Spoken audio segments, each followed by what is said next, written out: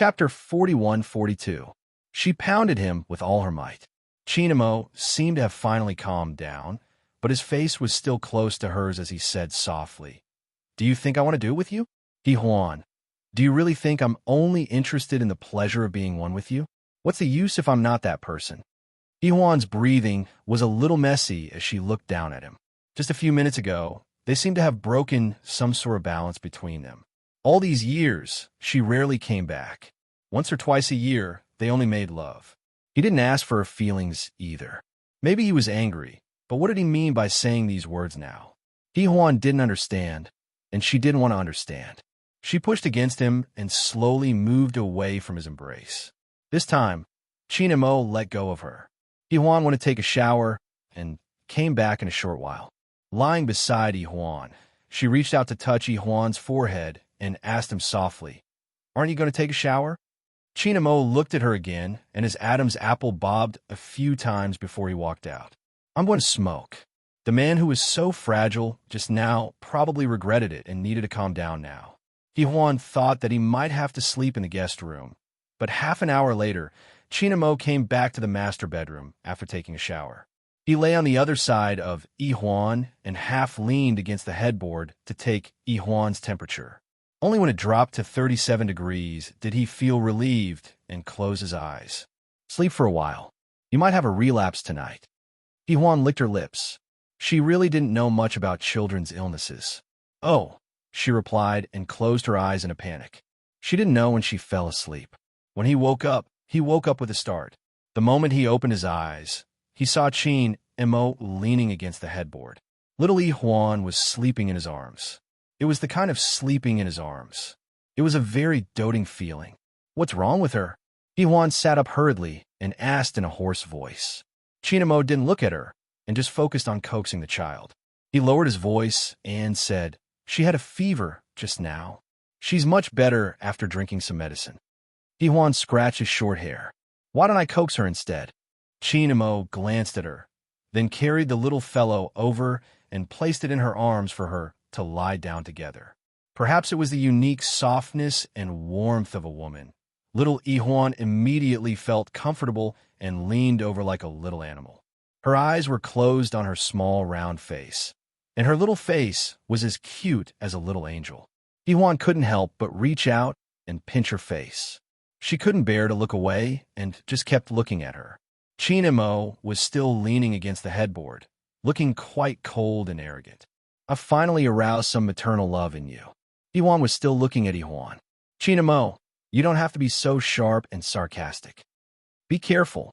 He had lost control just now. The Chinamo in her memory was not such a sissy. If Chinamo had known what Juan was thinking, he would probably have spent the whole night with her to prove that he was a man. But at this moment, after saying all this, she was probably too tired and didn't want to argue anymore. Chinamo also slowly lay down. "Go to sleep. It's almost 5 o'clock. Juan didn't fall asleep immediately. She looked at him sideways, then pursed her lips and said nothing.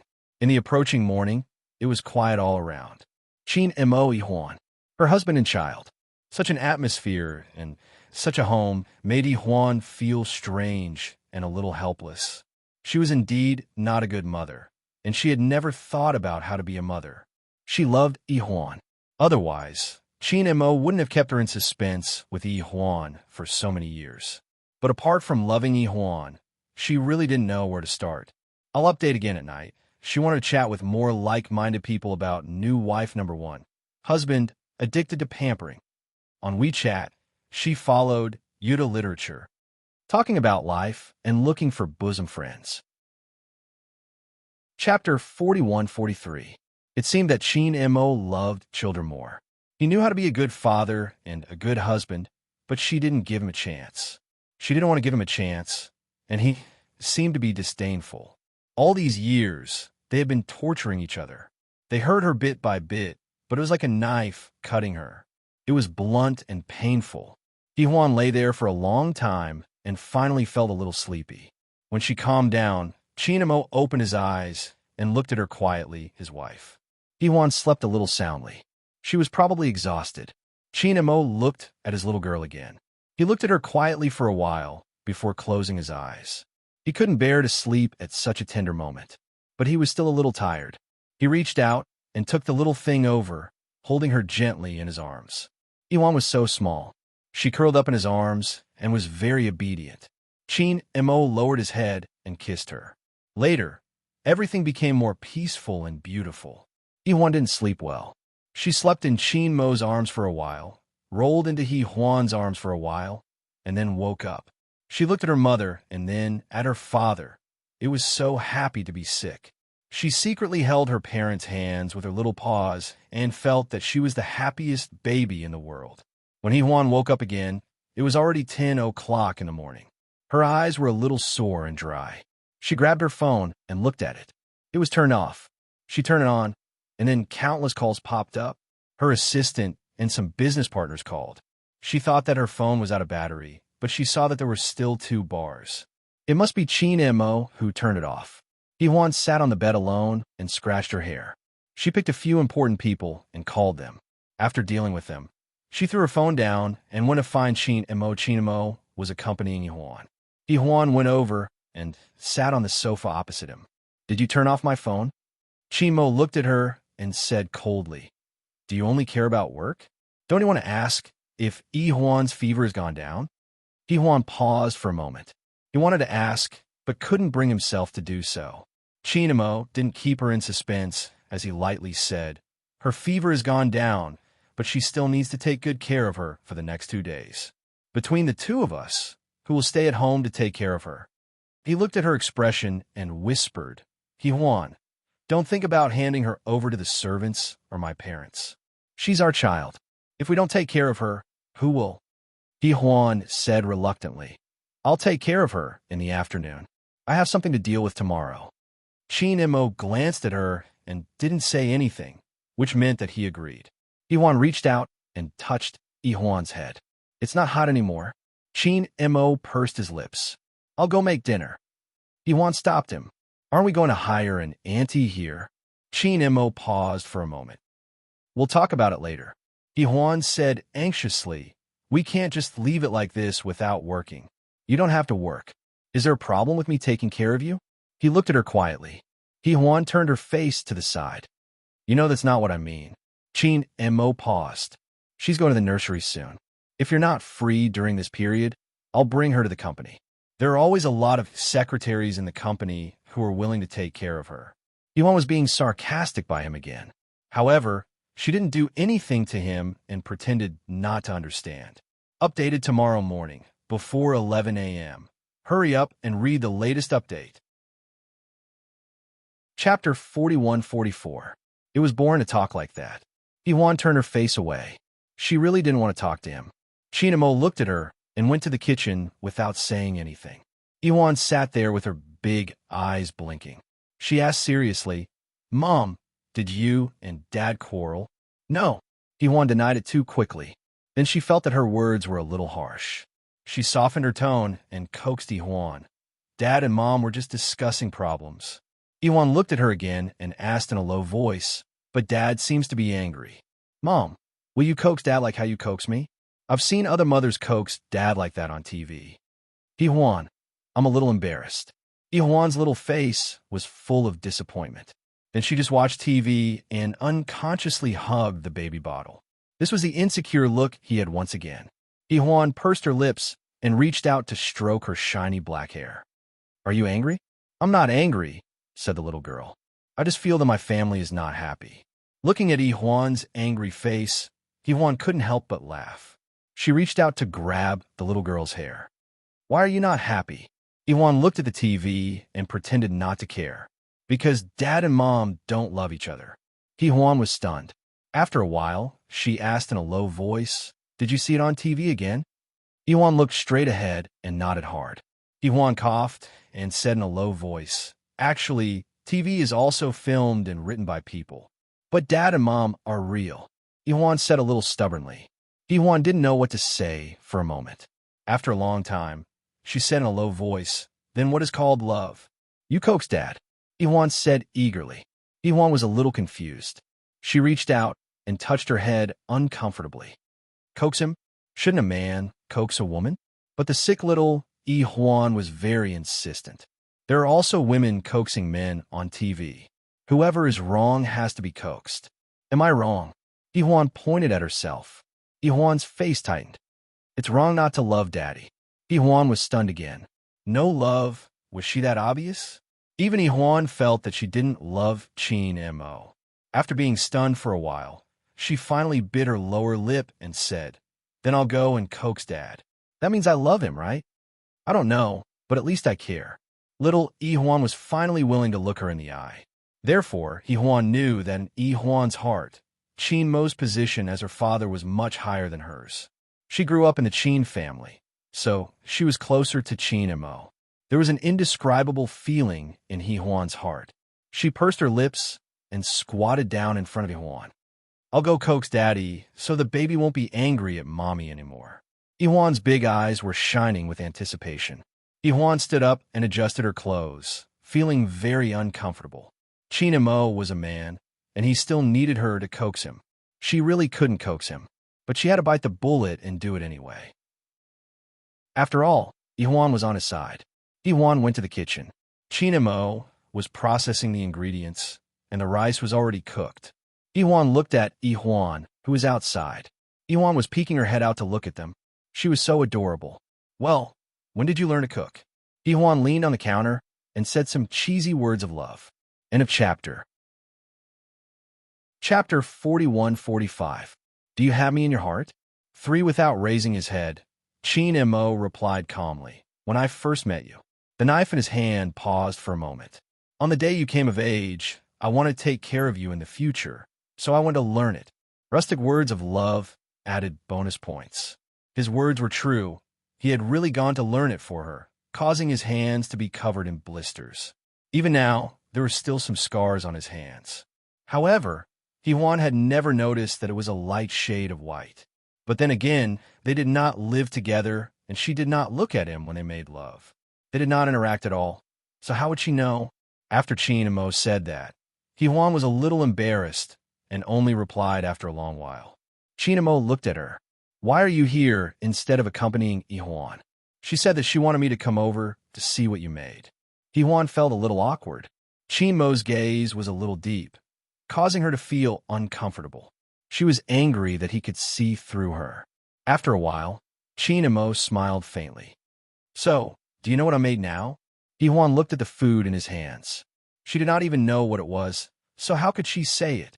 Just as she was feeling awkward, Qin Mo told her. He lowered his head and spoke to her warmly. The way he spoke with his head lowered was like a gentle husband. Even though Yi-Huan had so many differences with him, she had to admit that he was good-looking, the type that could be considered a top-tier celebrity. However, no matter how gentle he was, she could not be clearer about the domineering side of him. At the very least, he liked to make her cry in bed. Yi-Huan listened to him absent-mindedly. Later on, when he asked her a question, she could not answer and could only look at him indifferently. Qin Mo's lips curled into a charming smile. He did not say anything and merely reached out to pinch her cheeks. "What are you thinking about?" Yi-Huan snapped back to reality and patted his hand. "You cut the food with your hand. You don't like it? Then, don't you like my place the most?" Qin Mo said in a perverted manner. Yi-Huan couldn't take it anymore. "Absolutely not. Whenever I touch you, don't you want to die? You clearly like me, yet you pretend like you don't like me. Is it really okay to say one thing but mean another?" He muttered in a low voice. His finger gently touched her soft and tender face. Even though she was often exposed to the sun and wind and didn't take good care of her skin, Yi-Huan's skin would recover after a week of rest. This was probably the biggest advantage of her thin body. Although she didn't have any 32D skin, she would ignite a wildfire the moment he touched her. Moreover, she only came back once or twice a year. It was indeed hard for him to endure for the past few years. Yi-Huan took a step back, but there was nowhere for her to go. Her body was pressed against the counter behind her.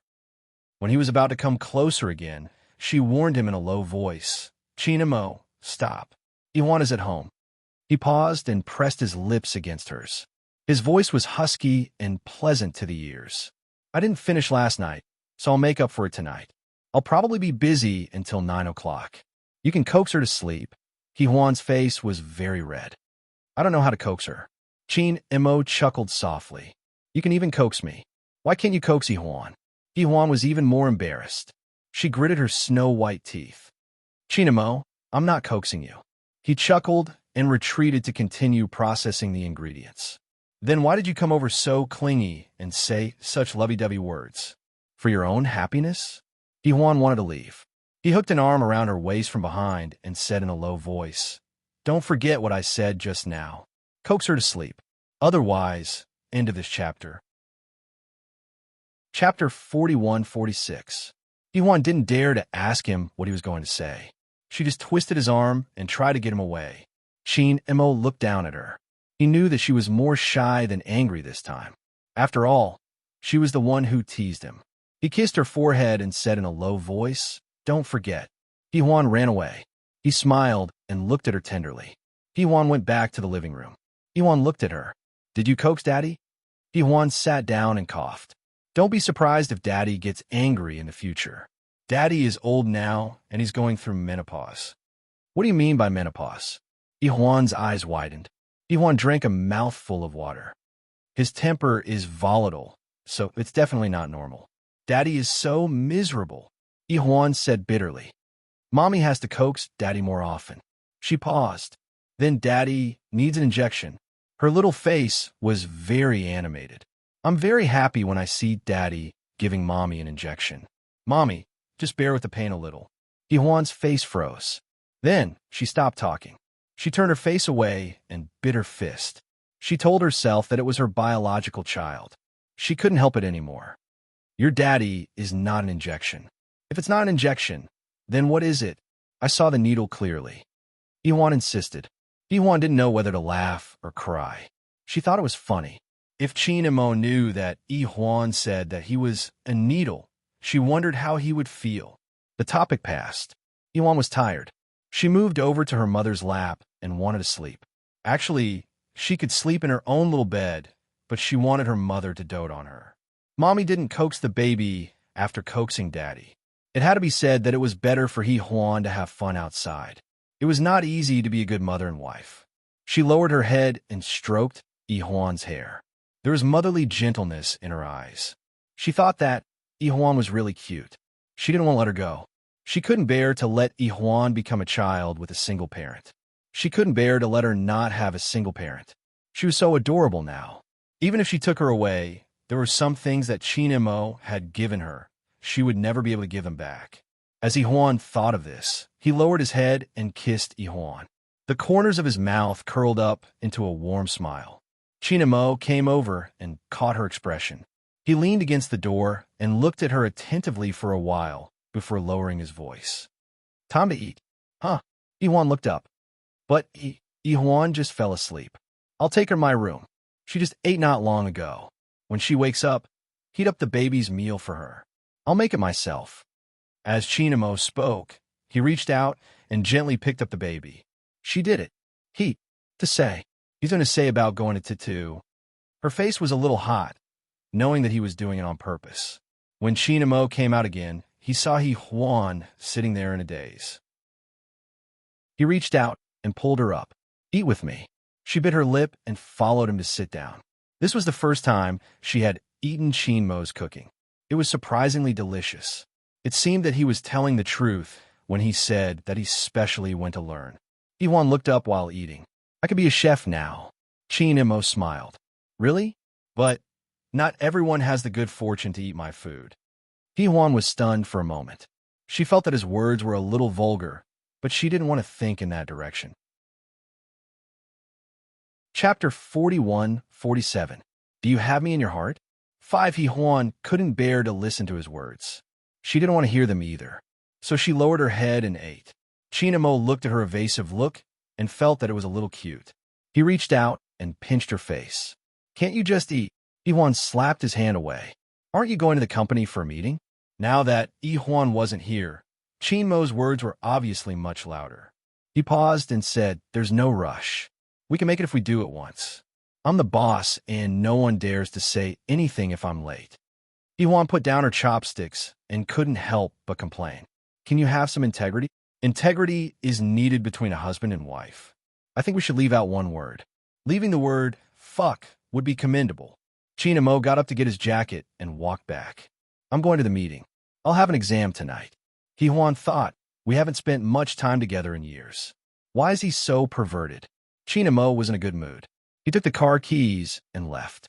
As he drove, he couldn't help but smile. When he went to the company for a meeting, the employees and shareholders all felt that Boss Chin was in a special mood today. His eyes were full of lust. Huan cleaned up and put the dishes in the dishwasher, but she didn't know how to use it. She couldn't get it to work for a long time. Finally, she called Chinamo. Chinamo was in a meeting. When his phone rang, he glanced at it and was surprised to see that Huan was calling him. In the past year, she couldn't make more than 2 or 3 calls.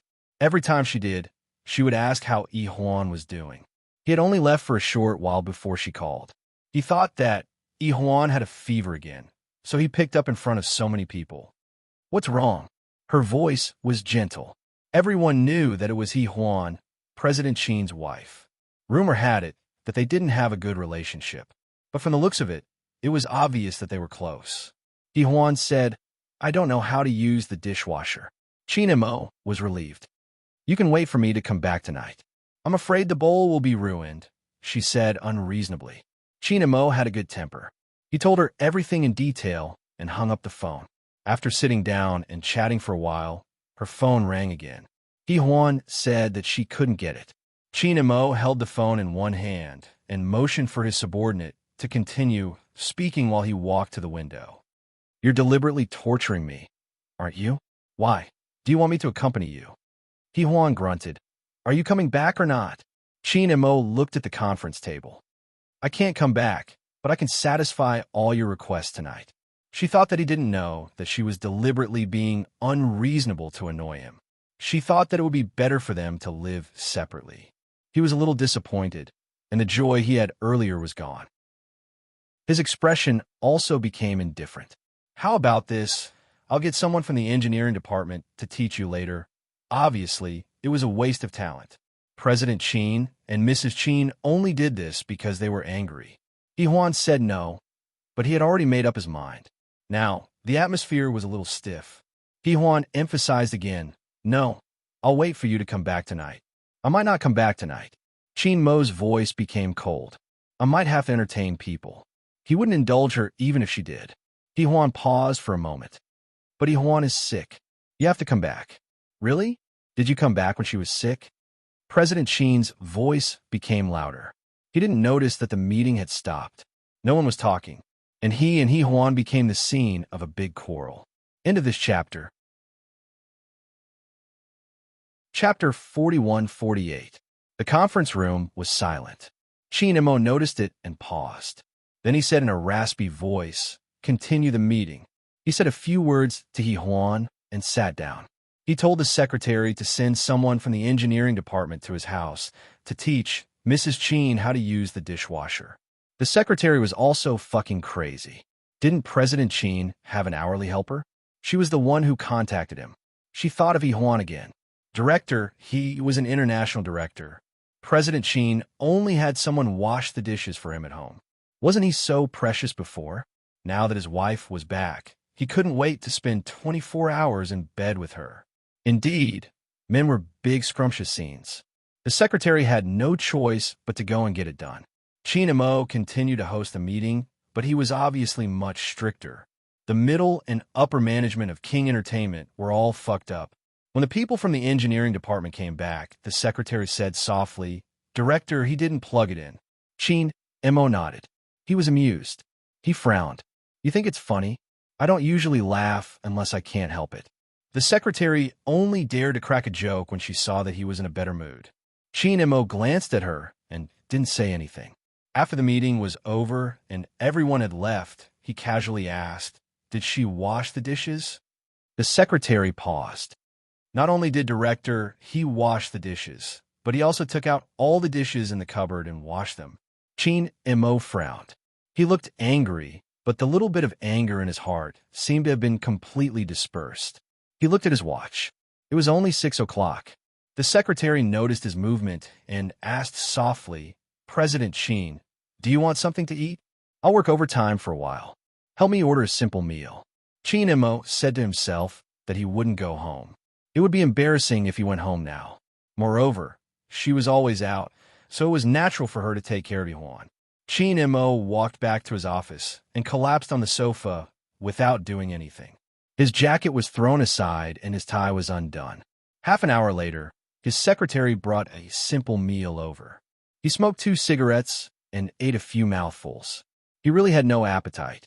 At this moment, he thought of Yihuan and Yihuan staying at home. Since Yihuan didn't know how to do housework, would she know how to heat up the food? After thinking about it for a while, he actually felt extremely uncomfortable. He thought that he actually cared too much about her, but Yihuan still had to eat. Therefore, after some thought, he dialed Yihuan's number. The phone rang a few times before it was picked up. Chinemo heard Yihuan's affectionate voice, "Dad." Chinmo's heart warmed and softened. "Have you eaten?" Yihuan paused for a moment, and Chinemo knew that she was still hungry, so he asked, "Where's Mama?" "Mama is cooking, but she can't even eat the food she cooks, so she's ordering takeout now," Yihuan said honestly. Then she said, "Daddy, I miss you so much." Chinemo said gently, "Then Daddy will come back and cook for you, okay?" Yihuan clapped her little hands. "Daddy, come back quickly." Chinemo grunted and hung up the phone.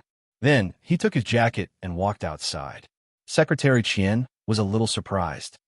"President Qin, you're going back now?" He nodded. "Yihuan is at home, so no one cooks." As he said this, he paused. "How about this? Ask that part-time worker to come back to work from the day after tomorrow. You can set the time, as long as it doesn't affect her daily life." Chapter 41-49. Secretary Qian smiled and said, "Okay, President Qin." She sighed and said, "Director, he is spoiled, so it's normal that she doesn't know how to do housework." Her comforting words reminded Chinemo of Uncle He and Auntie Sue. He and Yihuan were actually childhood sweethearts, so they had a friendship from the previous generation. Even if they quarreled, they could not make it too ugly. Otherwise, it would embarrass his parents. He walked into the phone.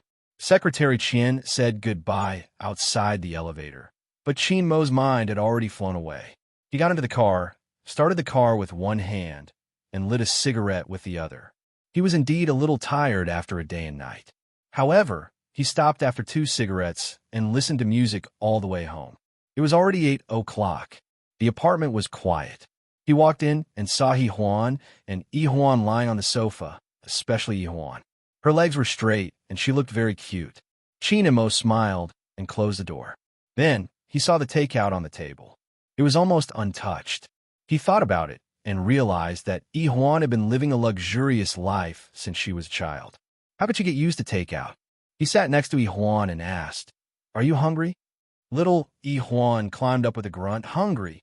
She said again, "Daddy, I'm so hungry." Chinemo reached out to touch her little head and felt that she was no longer having a fever. He asked, "Did you take your medicine in the afternoon?" "Yes, but it's very bitter." Yihuan complained and looked at Yihuan secretly, afraid that she would be angry. Yihuan sat up and scratched her hair. "Didn't you say you weren't coming back?" Chinemo said impatiently, "If I don't come back, Yihuan will always be hungry." Yihuan didn't say anything. "You don't even have an auntie here." "I don't know how to cook." "Not knowing how to cook seems to have become your strength, isn't it?" He pulled her hair and got up. "I'll do it, but it's easier. I'm a little tired." He walked toward the kitchen and suddenly stopped. "Annie will be coming over the day after tomorrow, so Yihuan will still be staying with us. You can stay at home to take care of her when you're free. I'll be off on Saturday and Sunday." Yihuan did not say anything. He went to the kitchen to prepare some food. He made a bowl of paella for Yihuan and a bowl of chicken noodle soup for Yihuan. There were round shiitake mushrooms, green vegetables, and shredded chicken, which he drizzled with sesame oil. It was very fragrant. Chinemo placed the tray on the dining table and looked over. Time to eat. The adult and the child had long since starved to death. They came one after the other. They didn't talk much, they just ate. Chinemo sat at the side and watched quietly. He first looked at Yihuan, then at Yihuan. Yihuan ate with relish. She was actually very small, only 160 centimeters, and very thin. Chinamo knew that she could eat a lot, but because she was always out, she was still very thin. Huan was 160 centimeters. She probably only weighed about 90 kilograms, and he could carry her with one hand. He looked at her silently, then reached out and gently touched her cheek. Huan froze and looked up at him. Chino suddenly came back to his senses and smiled faintly. "I can't touch you." She did not speak. He said again, "You're my wife? You talk about this all day long. You think it's interesting when your straight man cancer is acting up." Huan snorted coldly. Then she continued eating. She was very happy when she ate. Chapter 4150. Fragrant 3. Little Huan looked at her parents from the side, then buried her head in the baby's fragrant noodles. That night, although Chinamo was very tired, he still helped Huan take a bath. Huan watched. The pink bathtub was extremely fragrant. Our Huan was lying naked inside, her body covered with white bubbles, just like a mosaic. Chinamo helped her wash her arms, legs, and belly. Huan sighed with satisfaction. It was so comfortable. Papa was so comfortable. Huan learned from the experience. After the bath, Chinamo dragged the little girl out, wrapped her in a big bath towel, and carried her back to the children's room. He took her pajamas and helped her put them on. The little girl was so fragrant and soft that she hugged and kissed her father. That image was bubbling with pink. Even Huan had to admit that there was a reason why a daughter was a father's previous life. Chinamo also kissed the little girl. "Take the medicine and sleep well." Huan obediently drank the medicine and water that he brought over, then covered herself with the quilt and fell asleep contentedly. Huan watched and felt that Huan was very happy. When leaving the little girl's bedroom, she couldn't help saying, "She looks very happy." "Chinamo, you took good care of her." Chinamo glanced at her and then said indifferently, "I can take good care of you too." Huan felt that she couldn't continue the conversation with him. Why did it have to be about her again? They went back to the bedroom together. Chinamo directly leaned on the sofa, looking a little tired. Huan looked at him and didn't dare to provoke him. She said softly, "I'm going to take a bath first. You should also go to bed early." He didn't look at her, but just replied indifferently. Huan thought that he was probably angry with her in his heart. It was good to be angry, lest he asked her to do something. Huan took her bathrobe into the bathroom and turned on the hot water to wash herself. Her mind was filled with the work she had to do the next day, the contract with Kong Xiao, and so on. Her mind was a mess and a little hot. Chinamo appeared without a sound and hooked his arm around her waist from behind. In just a second, she was pressed against the wall. Then, her lips were kissed, and she didn't even have time to resist. Huan bit her lip. "Chinamo, what are you doing? Let me go." He didn't let go. Not only did he not let go, but he also kissed her even deeper.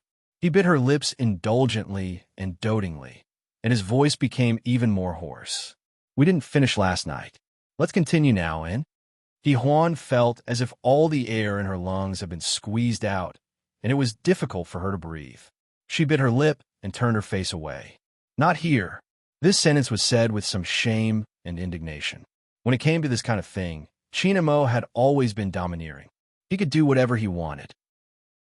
But now, looking at her twisted face with a look of humiliation, he was both angry and amused. He also felt an inexplicable sense of heartache. His voice was low and hoarse. "Are you uncomfortable here? You're so small that I can hold you with one hand." His voice was really hoarse and sexy, and any woman would fall for it. He held Huan with one hand and kissed her. He was wearing clothes, but soon his back was wet from the shower, and the front of his body was also wet from sticking to her. He was obviously very tired, but as soon as he touched her, he seemed to be alive again. He didn't need a rest, and he didn't need to sleep. He only needed her. The kiss was messy. Huan refused at the beginning, but she slowly hugged his waist and rested her head on his shoulder. Her breath was messy. Chinamo. End of this chapter. Chapter 4151. He went to the bathroom twice and returned to the bedroom 3 times. It was almost 2 in the morning. Huan lay on her stomach. "Chinamo, I want to sleep." The man put down his hand that was about to touch her shoulder again. He turned over and lay down beside her. After a while, he pulled the quilt over them and said, "Sleep." She was so tired that she didn't move. Chinamo looked at her and then gently turned her over and pulled her into his arms. He was a little crazy tonight. Ihuan leaned on his shoulder and buried her face. She complained, "You've done it. I don't have the energy to accompany you anymore. If you really want one, you can raise one outside." As soon as she said that, he grabbed her chin violently and pressed her under his body. Ihuan was scared out of her wits. She glared at him and said, "What are you doing? Chinamo, can't you let me sleep?" "Say that again." He pinched her chin and asked. His expression didn't look good, especially for a man who had just had sex. He was really angry. Ihuan closed her eyes and pretended not to understand. "What are you talking about?" He gritted his teeth and said, "Apologize to me, or you won't be able to get out of bed tomorrow. Aren't you going to talk to Kong Xiao about the new drama tomorrow? If you don't want it to fail, apologize to me now." Ihuan was speechless. "Can you not be so petty? I was just saying." He kissed her as soon as she said that. It was a kind of passionate kiss. He kissed and bit her, which hurt her so much. No matter how Ihuan tried to dodge, she couldn't. Even her bathrobe was torn and tattered. She couldn't pull him up even if she wanted to, because Chinamo pressed her hands down and pressed her down on the bed. "Chinamo, can you not be so excited all day long?" She shouted angrily, and her hair was messy. "Excited?" He lowered his waist. "That's a good word." Ihuan turned her face away. "Can you not be so obscene? You say that I'm your wife, but I'm actually a tool for you to give yourself away." Chinamo was still pinching her face. His voice was hoarse and somewhat dangerous. "A tool for leaking jade." "Ihuan, I'm afraid you don't understand what a tool for leaking jade is." She didn't want to talk to him and turned her face to the side. He reached out to grab her chin and forced her to look at him. Ihuan, he leaned over and bit down hard on her neck.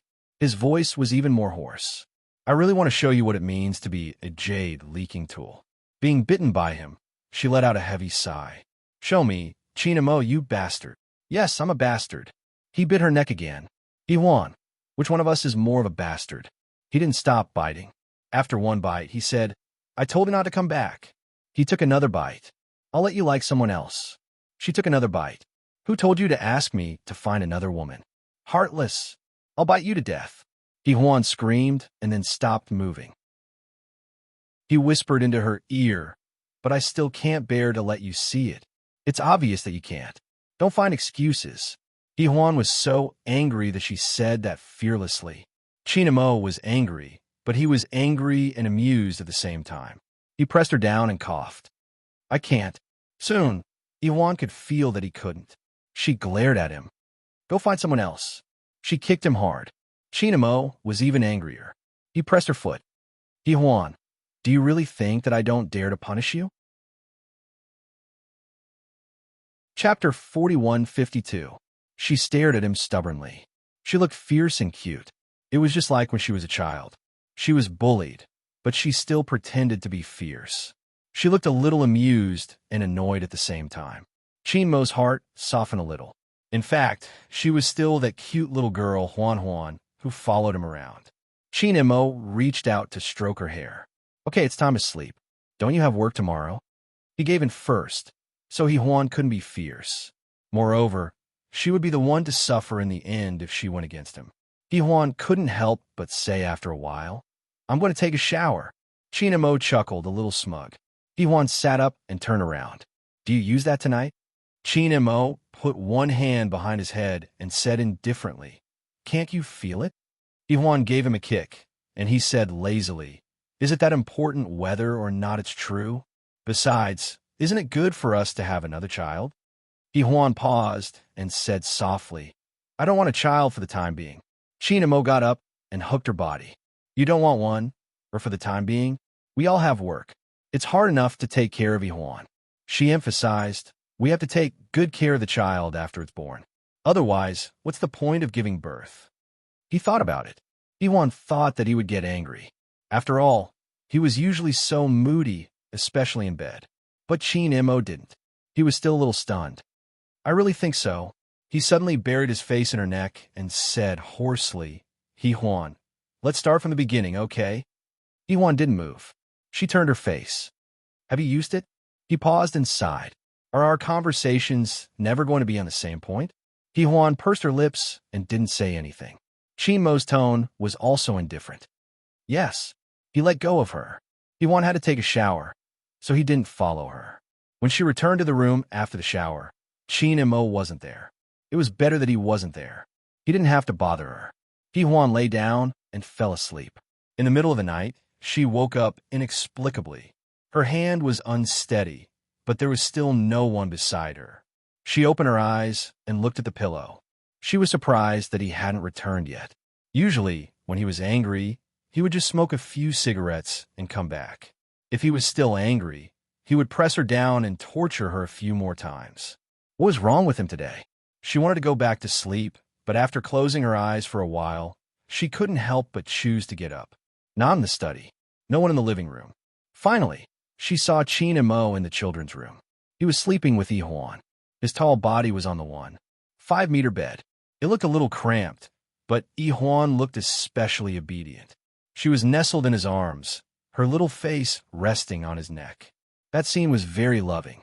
Huan watched for a while and decided not to disturb them. She retreated and returned to her room. Originally, he thought that sleeping alone would be very peaceful, but after lying down for a long time, he still didn't feel sleepy. It wasn't until around 4 or 5 o'clock that he felt sleepy. When he woke up, it was almost 10 o'clock. Huan sat up straight and scratched his hair.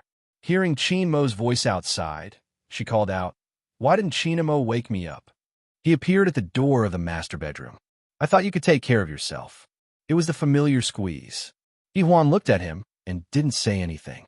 She first called Kong Xiao and changed the time for the talk. Chapter 41:53. To apologize, she treated Kong Xiao to a meal. She hung up the phone and looked at Mo, who hadn't left yet. "I remember that Kong Xiao is still an artist under King Entertainment. Shouldn't he talk to the company directly? That way, I can punish him." Mo said calmly. Huan didn't care. His contract is about to expire. Punish him. I think it would be a good choice for him to start his own company or work for Stars Entertainment. Or he could work with me. Mo smiled. You are speaking for him. He walked over and put his hands on both sides of her body, trapping her between him and the bed. "Isn't Kong Xiao good looking? Do you like him?" "Psycho." Huan pushed him angrily. If Mo didn't move, she wouldn't be able to. Although he spent most of his time in the office, his body was very strong and his strength was much greater than hers. She didn't know where he got his muscles from. Mo pressed against her, his voice even lower and huskier. "Do you think that he's good-looking, just like the person in your heart?" Huan was a little angry. "What's wrong with you? Kong Xiao is a few years older than him. Because you don't dare to mention him or even see him. Tell me, every time you see Rong Yu from Qin Shen's family, do you feel melancholy? Do you still think of the person with the same name?" Mo asked. Huan stared at him. Her head hung in the air. It was actually very uncomfortable, but she just stared at him like that. After a long time, Huan's head fell heavily on the bed sheet.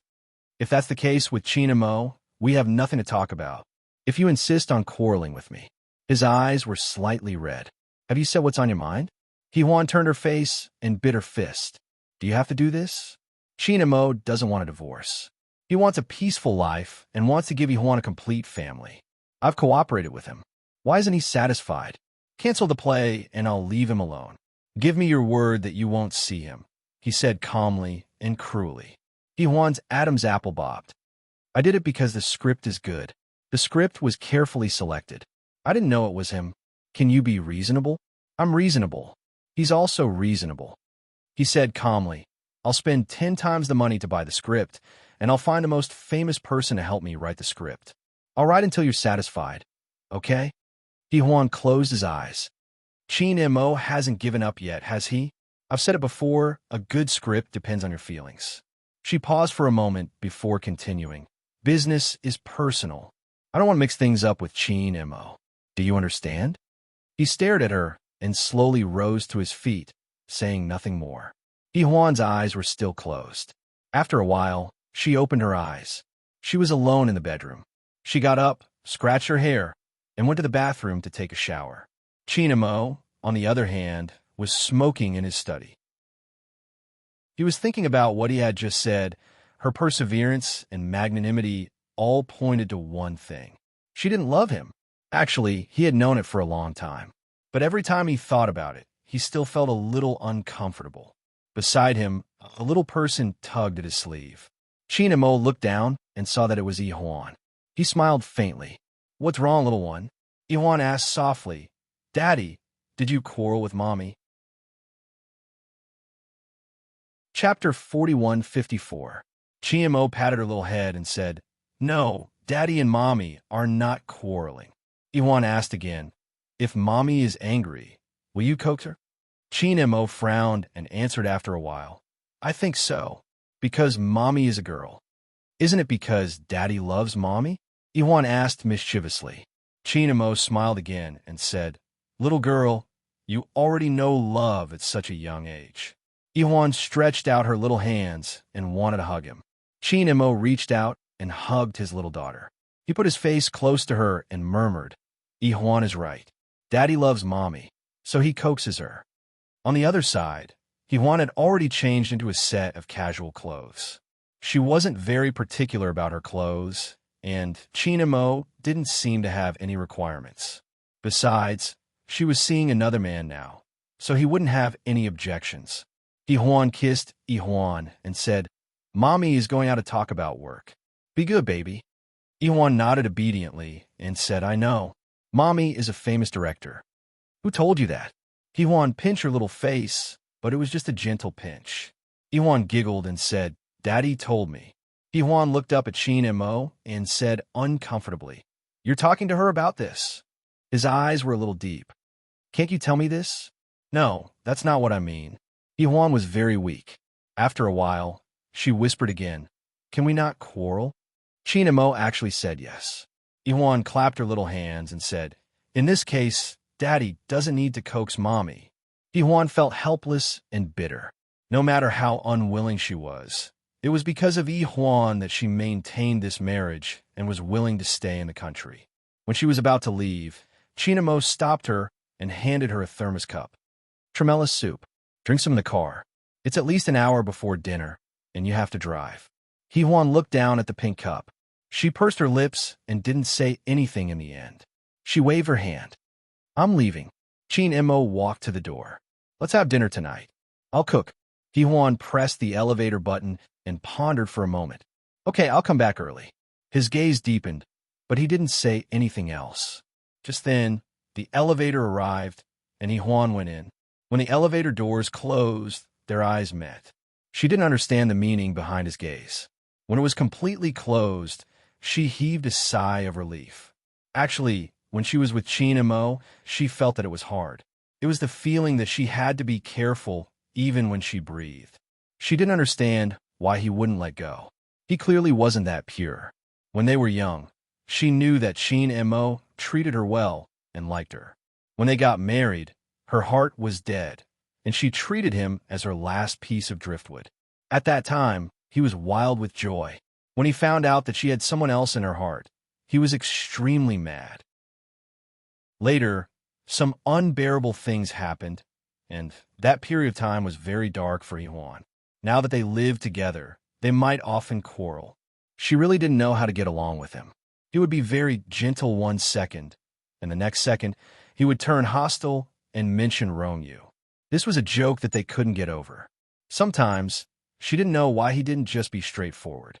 Why couldn't he turn a blind eye to it like she did? Ihuan didn't understand, and he had never explained it to her. When she got out of the elevator, she let out a deep breath. So she still liked to work. Jiutian Shenwang. Chapter 4155. She doesn't love him as Ihuan was driving. She seemed to have thought of something and turned off the engine. She picked up the pink cup and looked at it. Then she smiled lightly. When she opened it, a fragrant lotus seed scent wafted into her nose. Ihuan took a bite and found that it tasted good and delicious. She drank half the glass and closed the lid before starting the car. Half an hour later, the car stopped in front of a high-class restaurant. They bumped into Kong Chiao on their way in. Ihuan nodded. "What a coincidence. Come in." Kong Xiao smiled and gestured for her to go first. The two of them ordered their meals while discussing their cooperation. Kong Xiao had been very confident, but his attitude today was a little ambiguous. Director He, do you want to reconsider the show? Yihuan looked at him. Kong Xiao, why do you think that? Kong Xiao smiled lightly. The company helped me take on a variety show, and the pay is very tempting. Kong Xiao, I know you're not the type to fuss over things like that.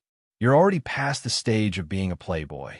What you need now is a masterpiece, Yihuan said matter-of-factly. Kong Xiao smiled. You're right, it's for my own good. But Director He, I still have King Entertainment, and some things are out of my control. I heard it was arranged by President Qin himself. You should know why he made such an arrangement. Yihuan was stunned. Then she was furious. How could Qinemo do that? He knew that she and Kong Xiao were here to discuss Twin. What did he do behind the scenes to stop Kong Xiao from taking on the show and even let her out? He was too shameless. Yihuan was silent for a moment. When did this happen? Kong Xiao gently swirled the aperitif. We talked about it in the meeting yesterday. I didn't call you because I wanted to explain it to you in person. Director He, you know the situation in this country.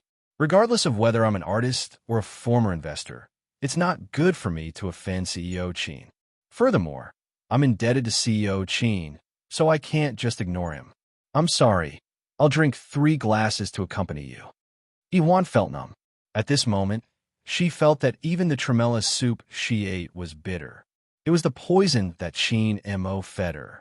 But she couldn't make things difficult for Kong Xiao, so she smiled bitterly. I understand. Kong Xiao comforted him softly. With Director He's fame, of course there would be a lot of people willing to act in other movies. But for this movie, I advise Director He to consider President Qin's bottom line. Career is important, but family harmony is the most important. I said something that I shouldn't have, and I'm sorry that Director He thinks highly of me. Yihuan narrowed his eyes, took a sip of his aperitif, and laughed at himself. I'm not a famous director.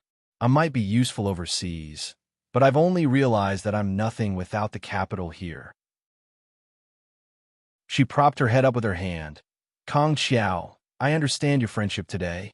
Let's work together again in the future. Kong Xiao smiled faintly. He wanted to say something, but decided against it. It wasn't good for him to meddle too much in the affairs between husband and wife. Everyone had their own thoughts during the meal. Because of the wine, Kong Xiao had called a designated driver for Yihuan. The chauffeur was a nice guy. After getting in the car, he said politely, Sis, this car is really nice. It must be worth a few million, right? Yihuan sat in the back seat and grunted, Maybe I didn't buy it. Look at your temperament. It must be Sir who bought it. The chauffeur praised. Yihuan wasn't drunk, but she felt suffocated and uncomfortable. End of this chapter. Chapter 4156. She looked out of the window and didn't know how long the car had been driving. Suddenly, she saw a long queue by the roadside. She murmured, What's going on over there? It seems that a writer is signing a book. I saw when I came. The young writer seemed to have been in a vegetative state. It's a miracle that he woke up, the young man said to himself. Yihuan was stunned for a moment, and then she realized that the person should be Rongyu. Rongyu? She chewed the name in her heart. It seemed very far away, but also very close. She could remember the way he leaned against the tree and read quietly, but it was a little blurry after a long time. The car drove for about 200 meters. She suddenly called the driver. Find a place to park the car? I want to take a walk. The driver was stunned, but he still found a place to park the car. Yihuan paid the driver and waited for him to get out of the car. She sat in the car for a long time before she got out. She slowly walked on the street, and Rongyu was on the other side. She thought that they hadn't seen each other for many years. It had been many years. Yihuan let out a long sigh. She actually felt a little shy when she was approaching home. She and Rongyu. Rongyu knew that she liked him very much, but before she could confess, Rongyu was hit by a car and became a vegetative state. She frantically begged Qin Mo to let Qin Shun save Rongyu. When he said marriage, she nodded without shaking her head. Qin Mo didn't know about Rongyu's existence before. She hit very well. When Chin-mo saw Rong-yu in the hospital, he understood why she agreed to get married. They looked very similar. Chin-mo was more masculine, while Rong-yu had the kind of gentle and reserved temperament of a scholar. On the night of their wedding, Chin-mo pinched her chin and asked if she was thinking of Rong-yu when she looked at him. If she was thinking of doing it with Rong-yu, he wouldn't allow her to close her eyes. Once she did, he would torture her. It was clearly their wedding night, but he made it look like a crime scene. Hee-hwan couldn't let go of that night. She knew that Chin-mo was angry because he always thought that they would grow up together and one day they would get married. Just like how she was in his heart, the person in her heart was Chin-mo. But he found that it wasn't. But in his anger, he still married her. Then came the torture, the minuscule torture. Hee-hwan was lost in thought and unknowingly walked to that area. She came back to her senses and found that she was at the back of the line, and there were only a few people in front of Rong-yu. If he left now, it would seem like he was doing it on purpose. Hee-hwan didn't move and continued to line up. When she arrived, the beautiful voice that she hadn't heard for a long time spoke softly. "Where is your book?" "Books?" Only then did Hee-hwan remember that this was a signing event. It would be embarrassing for him to be empty-handed, so he said in a low voice, "I'll buy one now." The moment she opened her mouth, the man who had his head lowered suddenly looked up. He stared at her for a long time before softly saying, "Hee-hwan."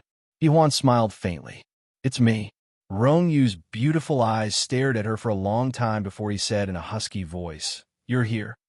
She grunted and sat on the seat opposite him. Rong-yu's eyes were still fixed on her face, but he took a book from the side and quickly signed it. Hee-hwan just looked at him. After he signed, he put the book in her hand. "Wait for me for a while, okay? I still have a while. It will be over in about half an hour." Hee-hwan nodded. Chapter 41:57.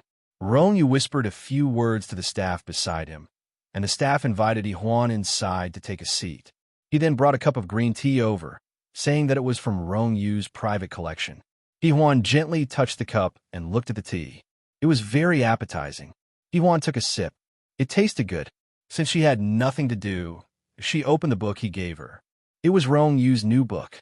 Hee-hwan read it quietly. A long time had passed unknowingly. Rong-yu came over and sat beside her. He smiled and asked, "What are you looking at?" Hee-hwan was stunned for a moment before she smiled. "Your book. It's quite nice." Rong-yu closed the book for her. "The tea is cold. Let me treat you to a cup of coffee." Hee-hwan stood up involuntarily and smiled warmly at Rong-yu. "We haven't seen each other for a long time. Don't tell me you don't even have time for a cup of coffee?" "Of course." Hee-hwan also smiled. She took her things and walked out with him. "Where are we going?" "Let me treat you to a meal to celebrate your discharge." Rong-yu suddenly said, "Hee-hwan, I've been out of the hospital for 2 years." Hee-hwan was stunned again. She then whispered, "Are you blaming me for not visiting you?" "No." Rong-yu sighed, and then his tone became lighter. "Let's not talk about this. Everything is fine now." Hee-hwan carried her bag. "Sure." Finally, they chose a quiet coffee shop and sat facing each other. Hee-hwan lowered her head and stirred her coffee. She whispered, "Are you writing a book now?" Rong-yu took a sip of his coffee and smiled. "I also take on some scripts. I heard that Twin had just been adapted into a drama, and it was bought by a famous director." "Hee-hwan, I only found out later that it was you." Hee-hwan was taken aback.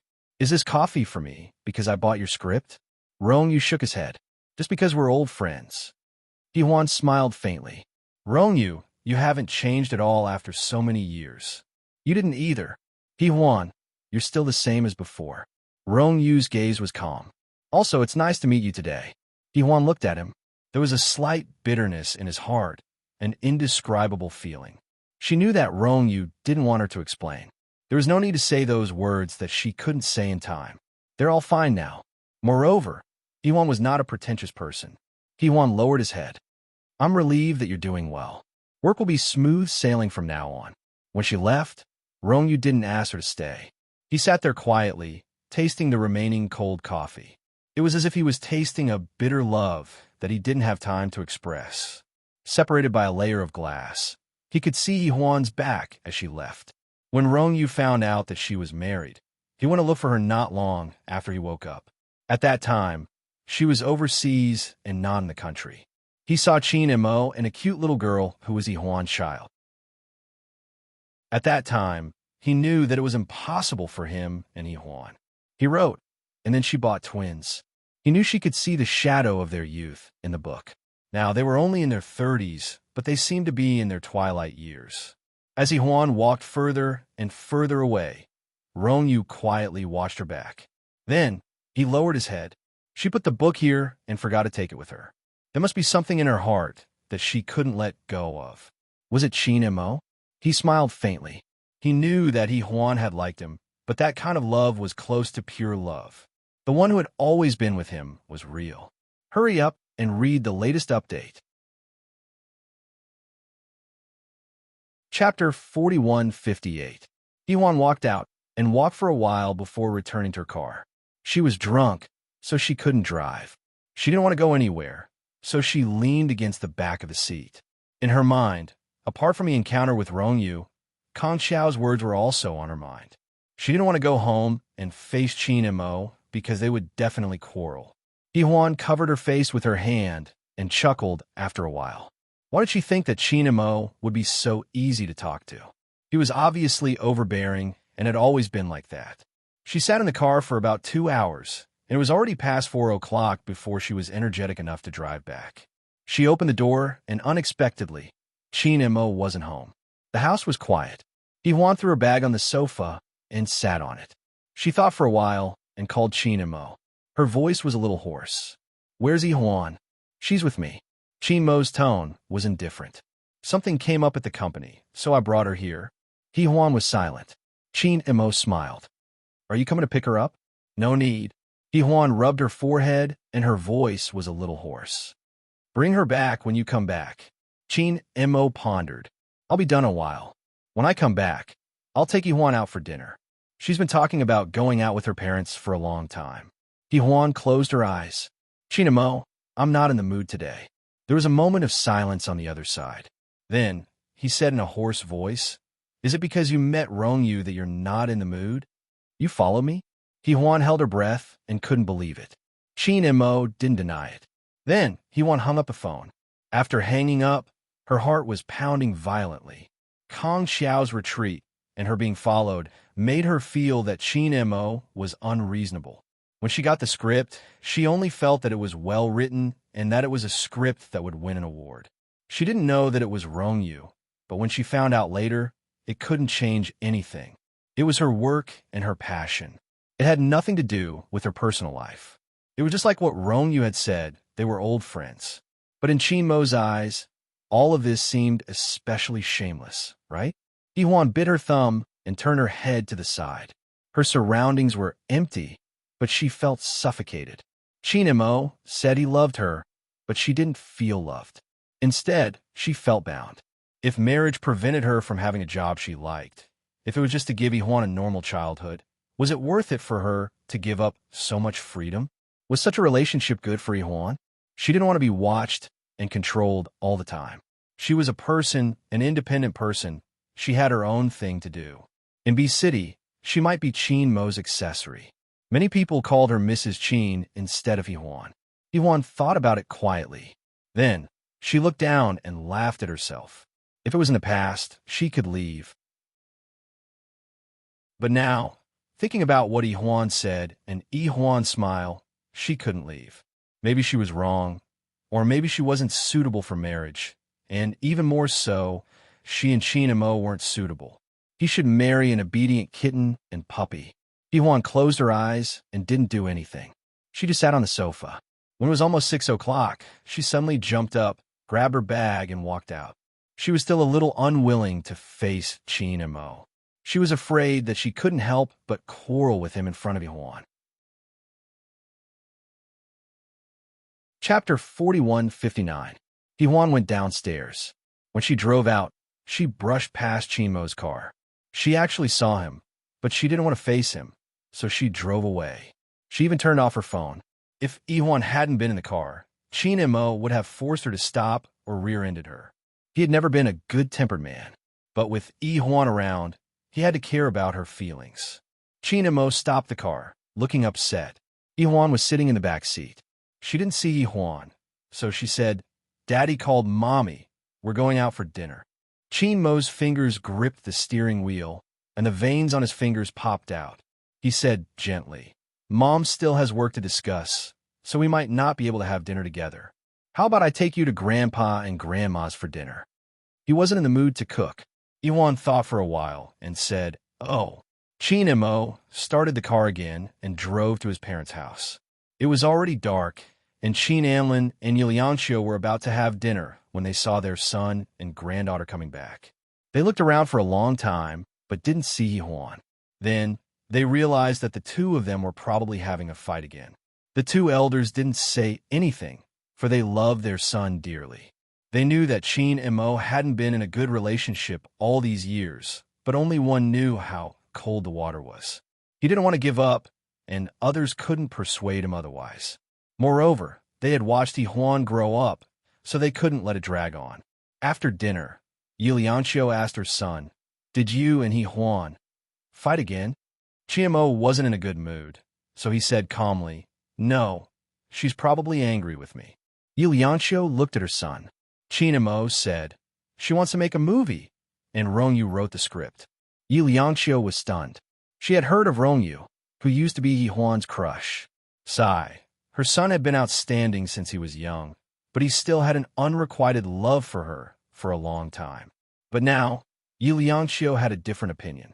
She said softly, "Things are different now. Yihuan didn't know when the script was sent to us, and she happened to pick it. Think about it. She's the director, so she can't act on impulse. But you are, right?" Chin and Mo looked up. "Mom, I know you won't be happy if I say this, but Chin and Mo, you were too lenient in the past. I don't know if you were angry at her for letting her go. Now that she's back, you're watching her so closely. You know Yihuan's personality. You'll only force her to leave."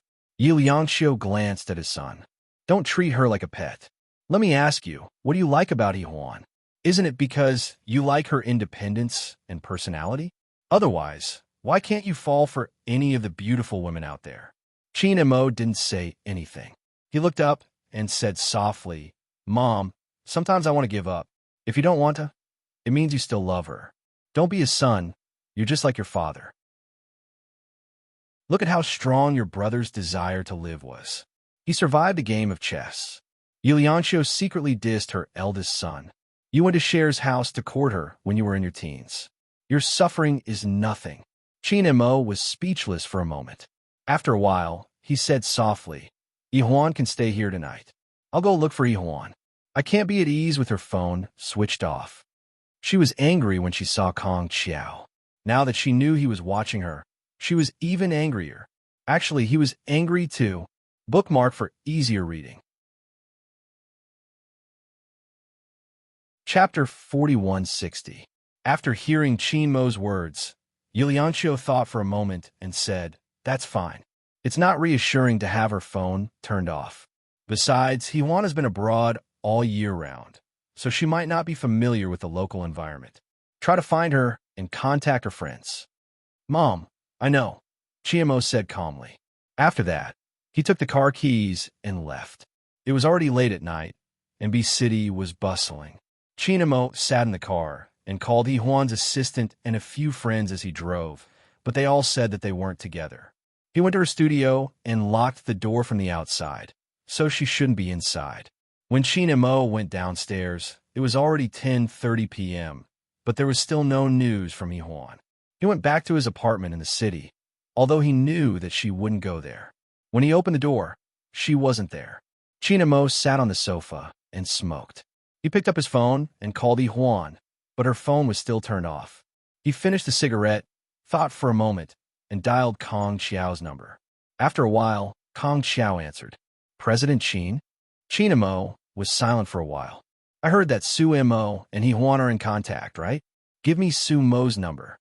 Kong Xiao said to wait for a moment, then hung up and sent a message to his WeChat.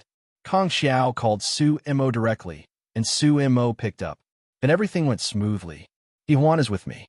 She drank too much." Su Mo hesitated and said, "President Chin, why don't you let her stay at my place for a night? I think she's in a bad mood, Su Imo said as she looked at He Huan, who was lying on the floor, worriedly. He Huan couldn't hold her liquor very well. She was drunk after a few glasses, and He Huan couldn't move her. Just as she was worrying about it, Qin Mo called. However, they obviously had a conflict. Now that Qin Mo was here, he didn't know if it was a good thing or a bad thing. It was useless for Su Mo to hesitate and worry, because it was impossible for Qin Mo to let He Huan live alone in someone else's house. He was a very possessive and manipulative man. Otherwise, he wouldn't have taken Rong Yu's matter so seriously, let alone obstructing him from behind. Su Mo hung up the phone. He Huan was leaning on the bar counter, talking nonsense. If one listened carefully, they could still hear some of it. It was probably related to the film that Kong Xiao was going to act in. Su Mo sighed softly. After thinking about it, she decided to call Kong Xiao. Kong Xiao asked her where she was and wanted to pick her up. She was unwilling, but he insisted. After that, Su Mo told him. Qin Mo arrived rather quickly. When he arrived, he didn't look too good. He first glanced at He Huan, then thanked Su Mo. Thank you for accompanying her. Otherwise, who knows where she would have gone tonight. Su Mo smiled. I've known director He since I was in the United States. Although we're not close, we get along quite well. There's no need to thank me. She said in a low voice, treat her well. Also, she's very talented. I have a friend named Wen Yuan, who is also talented, but she's willing to be a good wife and mother for President Yi. President Qin, if the time is up, director he will come back on her own. Why don't you let her fly now? She will come back when she's tired. Qin Mo thought about it. What if she doesn't come back? Su Mo smiled again. Then it must be because she can't feel your love for her. Qin Mo pursed his thin lips into a straight line. After a long time, he murmured, she has never felt it. If she could feel it, she wouldn't like anyone else. Su Mo didn't say anything more. It was a couple's family business. End of chapter. Chapter 4161. Qin Mo directly carried He Huan away and paid the bill. Su Mo was also ready to leave. When she walked to the door of the bar, Kong Xiao got out of the car and saw her. Get in the car. She walked over and wanted to sit in the back, but Kong Xiao opened the door for her and asked her to sit next to him. She didn't refuse. She still felt a little dizzy. She hadn't drunk for a long time, and she felt a little dizzy after drinking a few glasses today. Kong Xiao got in the car and looked at her. To my place. Su Mo shook her head. I want to go home. He looked at her for a while and started the car. Half an hour later, Su Mo opened her eyes and found that this was not the way to her house, and it was only a short distance away from his villa. She said hoarsely, Kong Xiao. He grunted and then suddenly covered her hand with his. Come back with me tonight, okay? Just one night. There was a touch of frailty in his tone, and Su Mo was a little uncertain why. Kong Xiao didn't say anything until the car arrived at the villa. He opened the door for her and got out together. As soon as they entered the living room, he pressed her into the sofa. Su Mo was shocked and angry. Kong Xiao, what are you doing? She gently patted him with her fingers. Let me go. He refused to let go and said in a hoarse voice, I don't want to let go. He hugged her and said in a low voice, let's get married. Su Mo was stunned. What? Kong Xiao buried his face in her neck and said in a hoarse voice, I have less and less. As he spoke, he bit her neck before letting out a heavy sigh. My mother has been diagnosed with a very serious illness. The doctor said that she has less than 3 months to live. Su Mo was completely stunned. She looked at Kong Xiao and said with difficulty, what happened? Her head hurt, but her heart seemed to be clenched in vain and hurt even more. Kong Xiao said slowly, it's a rare disease. Organ failure. It's developing very fast. My mother gave up treatment. For most of the day, he invited the best doctor, even Qin Shun, and he thought that treatment would only prolong the patient's pain. For the first time, Kong Xiao didn't know what to do. He didn't even dare to talk to his mother. Teacher Kong was much calmer than him. She said that she wanted to stay in the old house and did not want to be taken care of by him. Su Mo listened to him in a daze, and before he could react, he gently stroked his neck. She didn't say anything, just rubbed his tense muscles, trying to relax him. He didn't move, but his hands held her body firmly. After a long time, he said in a hoarse voice, "Suemo, stay with me, okay?" He was on top of her, and Suemo was lying on the bed, staring at the ceiling. She seemed to have lost her mind. She heard someone say yes, but it took her a few seconds to realize that she had said it herself. But when she realized it, she didn't want to go back on her words at all. It was probably because the Kong family's mother and son had always been with her when she was most helpless and vulnerable. Suemo was a conscientious person. She liked Mrs. Kong and didn't want her to be lonely before she passed away. She ran her fingers lightly over Concho's flesh and asked, "Is there really nothing to be done? Can you go abroad for surgery? What do you want to change it for me?" As she spoke, she started sobbing. She felt something warm on the side of her neck. That was Kong Xiao's tears. Suemo felt sad. She had never seen him like this. She didn't know why, but her heart softened. End of this chapter. Chapter 4162. Suemo reached out and gently rubbed his hair, whispering, "Shall we get our marriage certificate tomorrow?" Konkyo's body stiffened, but he didn't say anything. He just raised his face and looked at her. Sumo's red lips parted slightly, and her breathing became rapid. Maybe he was too heavy. Conchao kissed her. It was a wet and hot kiss, and it lasted for a long time. He was very gentle, and Suemo didn't struggle, letting him kiss her. After a long time, he kissed her chin. Suemo grabbed his black hair, and her breathing was a little messy. "Don't you think I'm too small?" "Not at all," he said gently, and then he kissed her. They lingered in the living room for half the night, and then, because it was cold, he carried her to the master bedroom. He didn't say that he loved her, and neither did Suemo. Their union was completely because they both had only one person left. They needed each other's body temperature to warm themselves. The past seemed to become unimportant in the face of life and death. Before the arrival of true love, who didn't have 1,000 wounds, Conchao wanted her the whole night.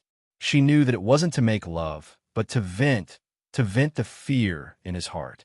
He never knew that he could be afraid, and he could be so vulnerable. It was not until dawn that he said yes. He said they would get married. Suemo was so tired that she collapsed on his chest.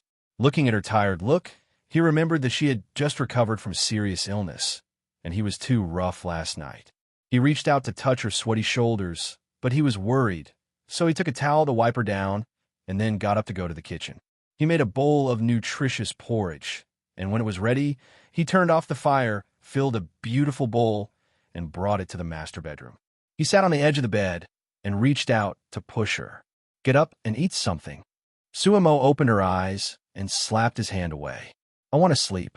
But Conchao dragged her up and said a little forcefully, "Eat something before you go to sleep." "Conchao." She sat up. "I said I want to sleep." "Don't bother me, aren't you? The Civil Affairs Bureau will be open in 2 hours, and then we can be legally married." "You said I'm not your man?" He stared at her and asked. Suemo didn't say anything. She picked up the bowl and took a sip. It tasted very good. She ate it slowly, and Concho put her to sleep. She closed her eyes, thinking that he would leave soon, but he didn't.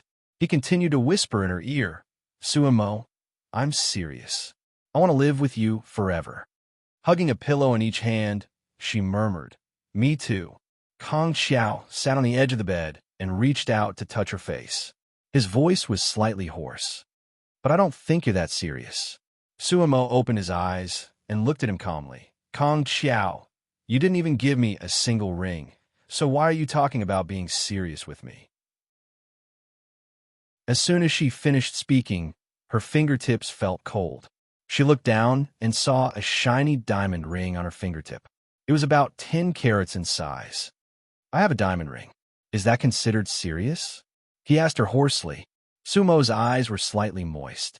His impulse from last night seemed to have become a reality. She looked down at the diamond ring on her hand and whispered, "Kong Xiao, are we really going to get married? You want to go back on your word?" He smiled. "Go to sleep.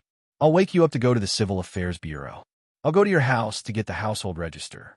After saying that, he took out her house key from her bag. Suemo stopped him. "It's on the way. Why do you have to make this trip?" End of this chapter.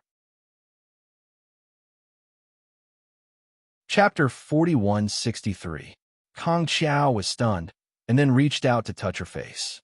You're thinking about me so soon? Suemo bit her lip. You think too much. Really?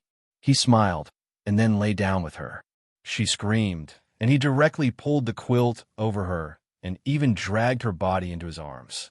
Suemo struggled, but she couldn't break free. Kong Xiao buried her face in his arms. I'm tired too. Let's sleep for a while. Suemo didn't say anything. She leaned against his arms, and after a while, she hit him again. It seems that I agreed too easily. Kong Xiao closed his eyes and smiled slightly. Is the diamond ring I gave you not big enough? Or are you not satisfied last night? Sumo's answer was to hit him twice, and then she became quiet. Kong Xiao turned over and hugged her. He didn't say anything, but just held her. Sumo's eyes were also quietly moist. After a long time, she whispered, Kong Xiao, be nice to me. He said, don't force me to have a baby. I haven't thought about it yet. He said, Suemo lay on his chest, and he bowed his head. What else? She raised her eyes and then said softly, nothing. Kong Xiao smiled. Then let's sleep. It was only 2 hours after they woke up, mainly because they couldn't sleep soundly with things in their minds. After waking up, they looked at each other, and Kong Xiao said, get up and go to get the certificate. Suemo didn't move. He said slowly, you won't regret it, will you? Get up, who regrets it? Suemo quickly got up, and then glanced at Kong Xiao. Don't get up, do you regret it? He smiled, quickly got up, put on his shirt and trousers, and didn't avoid in front of her. Suemo stared at him, and then said softly, in the future, others won't see it. No, I promise. He leaned over and kissed her. Our marriage is loyal to both sides. Suemo showed a fierce expression. If you dare to cheat, I'll destroy you. Kong Xiao smiled and pinched her little face. Go wash your face and brush your teeth. We'll leave in a while. He casually rubbed his face. While Suemo was washing up, he made breakfast. After breakfast, he took her to her apartment to get her household register and then went to the Civil Affairs Bureau. Fortunately, there weren't many people there, so it only took half an hour. When they came out, each of them had a red booklet in their hands. Kong Xiao waved the booklet in his hand. Leave them to me for safekeeping. After saying that, he took away all the books in Sumo's hands. Sumo's hand was empty, and he glared at him. Why? Because I'm your husband. You have to listen to me, he said matter-of-factly. Then he held her hand. All right, let's go home. Sumo got into the car and suddenly remembered something. By the way, your mother, isn't she moving in with us? Kong Xiao was silent. I mentioned it many times, but she refused. I wanted to move back, but she refused as well. Sumo placed her hand on the back of his and said softly, then we'll stay at your mother's place. There should be extra rooms there, right? He nodded. My room is still there, and it's clean. It's just a little simple, and even the bathroom is shared. It's okay. There used to be several people in my family living in a house that was less than 40 square meters. Sumo said softly, can you go to my place and pack your luggage now? Just move over. You can move your things slowly. Kong Xiao looked at her quietly, and then he didn't say anything. He just hugged her body. He said yes. He thanked her. And then he said, Suemo, I love you. End of this chapter. Chapter 4164. Suemo snorted. I don't know if I love you or not, but I check you every night with a magnifying glass. I think I should get a hound so that I can know if you have the smell of another woman. Kong Xiao looked at her lazily. Do you need a dog? Won't you be able to smell it clearly? Suemo could tell that he was scolding her. You said I'm a dog? She glared at him. Kong Xiao showed a faint smile. A hound. Suemo turned his head and looked out of the window. I'm already regretting it. There's no use regretting it, Mrs. Kong. He started the car and said while driving, let's hold the wedding as soon as possible. Suemo looked at him. Are you sure?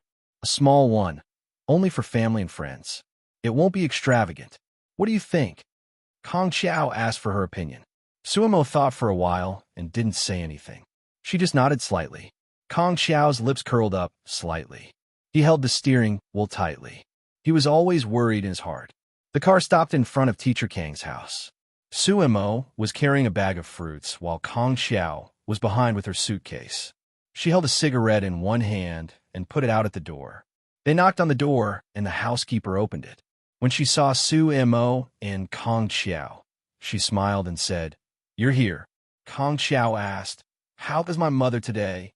"Teacher Kong is fine." The housekeeper smiled. "She's basking in the sun and listening to the opera." Kong Xiao nodded, took the luggage in, and went to the balcony with Su Mo. It was an old house, and the walls were covered with green creepers. Teacher Kong was leaning on the recliner. She was in good spirits, but Su Mo noticed that she had lost a lot of weight. "Teacher Kong."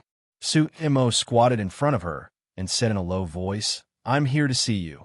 Teacher Kang's eyes were closed, but now she slowly opened them. She was very happy to see Su Mo. "Why are you here? Don't you have to work today?"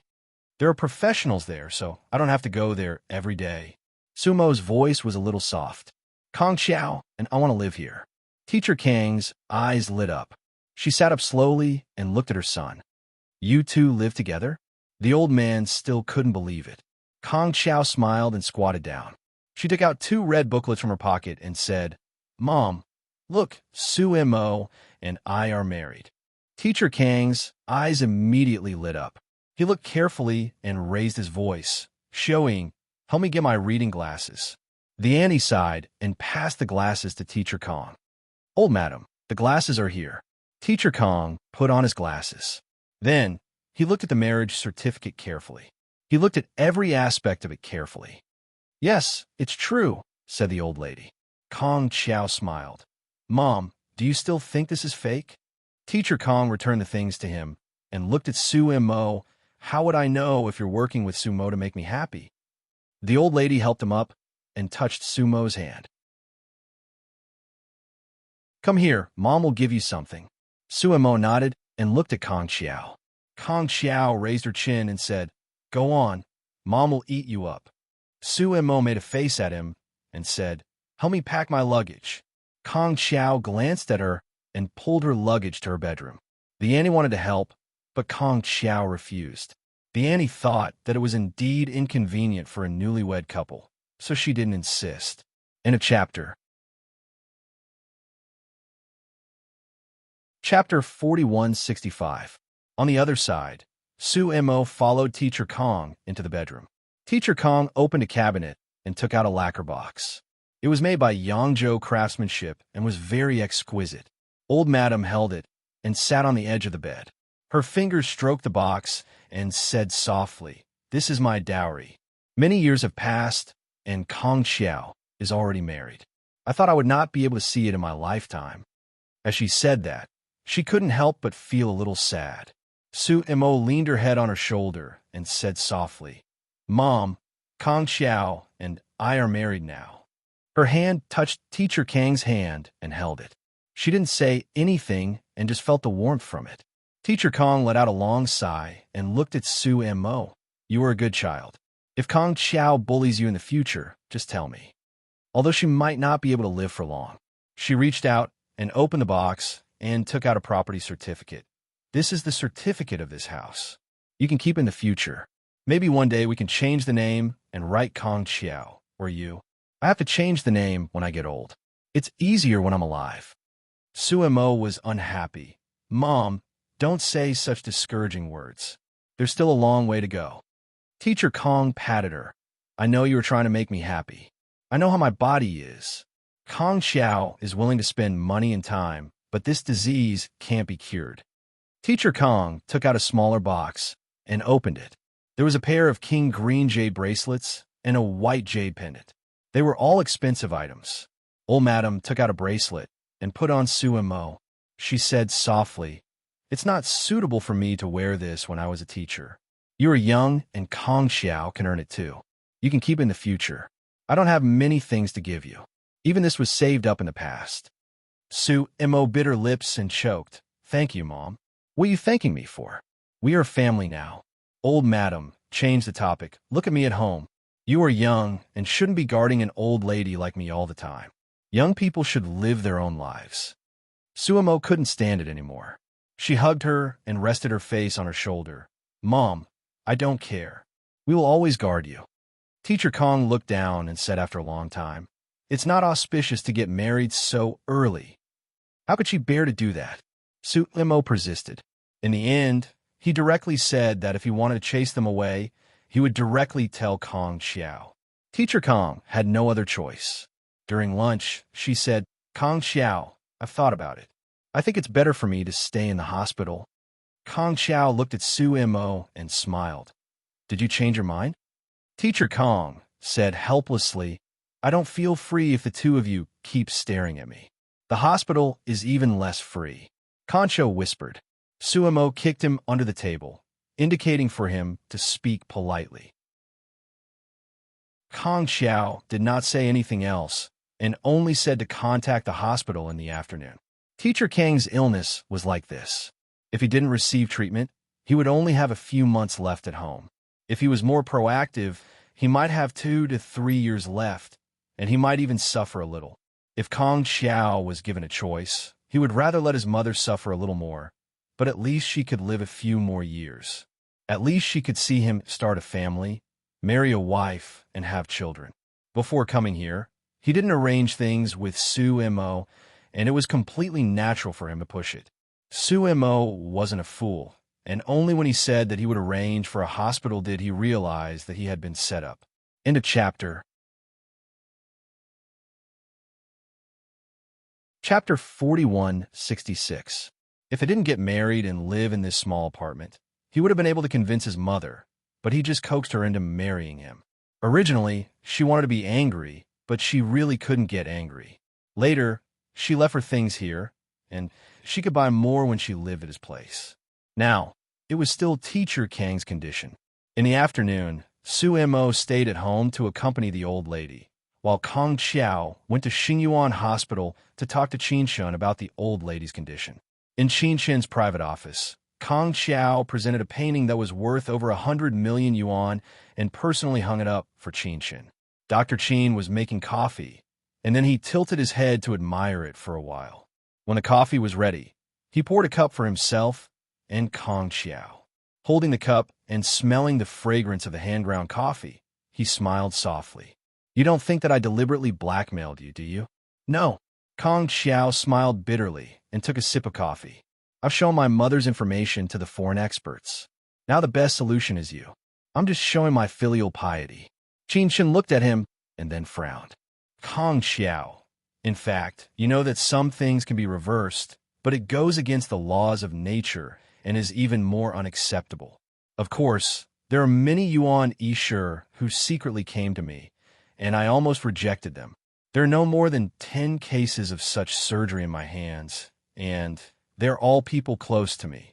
As she spoke, her gaze became distant. Have you heard of the French Renault group? It's all the rage now. Kong Xiao stared at her and also knew that she didn't want him to answer. This was just because Qin Shun recalled some past events that he usually didn't want to think about. He somewhat understood why she rejected him before. It was because it wasn't a very pleasant experience. Qin Shun whispered, because of my medical skills, my mentor died, and a friend of mine lost a little finger for me. She was very beautiful, and the person who made all of this happen was my first love. Kong Xiao, I could treat your mother, but we have to sign an agreement. Do you understand? I'm very afraid of trouble. I'm not alone. I have a family and children, and I have a big family behind me. Qin Shun said very directly. Kong Xiao's fingers clenched. Then she asked very softly, Why did you help me? It's because of Qin Mo. Aren't you his money tree? Qin Shun smiled, but Kong Xiao knew it wasn't the truth. It was most likely because of Suemo. The relationship between Suemo and Wen Yuan, and then the relationship between Wen Yuan and the Yi family. Qin Shun smiled. Yes, your wife has a close relationship with the Yi family. You're very well informed. I just got my marriage certificate this morning. Kong Xiao smiled. Qin Shun sighed. It's just a guess. Men's tricks are similar. She suddenly recalled how she and Lan Yu got to know each other. At first, Lan Yu thought that she was a man and called her a quack. Later on, He was ready to accept this strange sexual orientation. It was only when he took off her clothes that he realized that she was a woman. Just thinking about it made her feel good. Feeling refreshed, Qin Shun made himself another cup of coffee. Life was wonderful. Looking at her calmly making coffee, Kong Xiao couldn't help but ask softly, "How long can my mother live after the operation? Can she live for 3 years?" Qin Shun stood there and said, "Yes, I think so. I think she can live for more than 10 years. By the way, is she in her 60s this year? According to the normal age, she should have about 20 years left." Kong Xiao's throat seemed to be blocked, and she couldn't believe it. End of this chapter. Chapter 4167. Qin Shun looked at Kong Xiao as if he was looking at a little dog. Qin Shun was a woman who was 10 times more handsome than a man. Even men liked by Jing Xian and Kong Xiao were inferior in front of Qin Shun. Qin Shun was the most handsome person in this book. Of course, she was also showy and extravagant. If she wasn't a black-hearted doctor, how could she afford her expenses? At this moment, she looked at Kong Xiao and said, "Give me the film." Kong Xiao quickly took it. Qin Shun looked at it carefully for a long time and then said, "It shouldn't be a big problem. The main thing is that it hasn't spread to an uncontrollable place. Bring it to the hospital tomorrow and stay in the most expensive ward. The medical fees and surgery fees will be 80 million yuan. You could go home after a month." Although it was a sky-high price, Kong Xiao still said thank you. For some reason, he was willing to believe Qin Shun's words. Why? Because in front of Qin Shun, they were all little dogs. When Kong Xiao left, Qin Shun said, "This painting is called First Love. Take it. How much is it? Write a check for me. Of all things, you have to give me first love." Kong Xiao was speechless. It turned out that this was where Qin Shun's story came from. He really couldn't keep this painting, but he could take it back and hang it in his and Sumo's residence. Kong Xiao wrote the check and said, "Dr. Qin, you're really simple and rough. I'm only simple to you guys. I'm only rough to Lanyu." Qin Shun flicked the check and smiled. "Kong Xiao, being a star is really profitable. Look at the money you earn from your fans. They treat you as their idol. If I earn some money, I don't know how many people will call me a black-hearted doctor in their hearts. Not at all. Dr. Qin has a good reputation both at home and abroad." Kong Xiao flattered him. He still had some eyes in the entertainment industry. Qin Shun was born into a good family, so he didn't care about money. It was just a hobby. Qin Shun smiled. "Kong Xiao, you used the word reputation very well." She patted him. "For the sake of 180 million yuan, I'll treat you to another cup of coffee. You have to know that the cost of a cup of coffee is about tens of thousands." Then, Kong Xiao couldn't drink anymore. No wonder Qin Shun wanted to be a black-hearted doctor. This kind of life was too extravagant. Envy, jealousy, hatred. After Kong Xiao left, Qin Shun took a good look at the film for a long time. Then, he pulled out Kong Xiao's mother's information from the computer. Actually, she lied. She said it was because of the Yi clan, but that was not the case. She just felt that Teacher Kong was a good person. She knew that old Madame Kong had always been passionate about public welfare. She also heard that old Madame Kong had always been very strict with her professional ethics. She was willing to make an exception for such a person. Such a person should live longer. On the other side, Kong Xiao went back and asked the auntie to go back and make some preparations. She would be hospitalized tomorrow. Other than his mother, he would hire 2 special nurses to take care of her. He was not a selfish man. He felt that Su Mo had to stay by his mother's bedside all the time. That would be unfair to Su Mo. Su Mo didn't object either. A major surgery required more people to take care of her. Kong Xiao didn't tell Teacher Kong the details. He was afraid that she would feel burdened. He only said that the surgery would allow her to live for a few more years. Even so, Teacher Kong was already very happy. Back in the bedroom, Kong Xiao told Su Mo about Qin Shun's words. She sat up immediately. "Really? That's amazing." Kong Xiao smiled. "It should be true. Qin Shun is the best surgeon in the world. I believe that she can cure." Chapter 4168. Suemo was also very happy. She talked with Kong Xiao for a long time. When it was late at night, she still felt worried and went to Mrs. Kang's bedroom. She personally poured a glass of water for her and watched her drink it. Then, she helped her to the toilet. When Mrs. Kong lay down, she sighed softly. I just don't want you to worry about me all the time. That's why I don't want you to live with me. I always feel bad. You young people should have your own life. Suemo sat beside her. It's good to be with you. Mrs. Kong smiled helplessly. Actually, I know that you can marry Kong Xiao so quickly because he told me about my illness. I actually know this child very well, but there's nothing I can do about it. Kong Xiao was like her, but also not like her. But she knew that Kong Xiao was not a bad child. Otherwise, he would not have chosen to live with Suemo. Suemo was such a good girl. Now that they were married, she could really rest assured and close her eyes. After Mrs. Kong finished speaking, Sumo's voice was gentle. No, we just couldn't find a reason to be together. Now that it's considered a reason, it should be natural. She still felt a little awkward, so she said softly, Mom, actually I like Kong Xiao very much. Teacher Kong laughed so hard that his eyes were curved. Like, what a beautiful word. It reminded her of the old man who died early. She sighed with nostalgia. You and Kong Xiao should live a good life in the future. Suemo wanted to say something, but after thinking about it, she swallowed it and did not say anything. Mrs. Kong smiled and said, Go back to your room. You don't have to accompany me. You guys should really go out and have fun as newlyweds. Mom, there will be a chance in the future. You should get well first, then we can go out and have fun as a family. Suemo said softly, then pulled the quilt for the old lady and dimmed the lights. I'm going to sleep first. If you want to come at night, call me. My phone is here. You can call me directly. Mrs. Kong said yes. Suemo went back to her room. Kong Xiao was waiting for her after taking a shower. She thought that he was going to sleep and turn off the lights. But as soon as she turned off the lights, she was hugged by him. Then, she felt something hot on her neck. Kong Xiao's voice was particularly hoarse. Honey, let's do it. Suemo was particularly helpless. She closed her eyes and said, Kong Xiao, we're at your mother's house right now. What if we stay here for a month and we don't have X to live? He asked her directly. As he spoke, he rubbed against her like a big dog. We just gotten married, and you're already giving me the cold shoulder? No, you're being unreasonable. Suemo lost her temper and said in a low voice, There's no such thing here. It's not suitable for us to get pregnant now, and I'm not in good health either. He smiled and said warmly in her ear, I bought a box. In the darkness, Suemo couldn't help but roll her eyes. She knew he wasn't a good person. This was too despicable. In the end, he forced himself on her once, and only then did he let it go. It was probably because he was too repressed that the feeling was very different from usual late at night.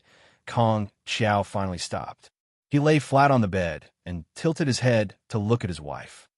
Suemo, I'm really happy today. His mother's illness was hopeful, and he was married. Although his methods were a little dishonorable, he would have a family in the future. He had plans in mind, but he would only have time and energy to do everything after his mother's surgery was completed. He wanted to chat with more like-minded people about new wife number one, hubby addicted to pampering. On WeChat, he followed Yudo literature, talking about life and looking for bosom friends.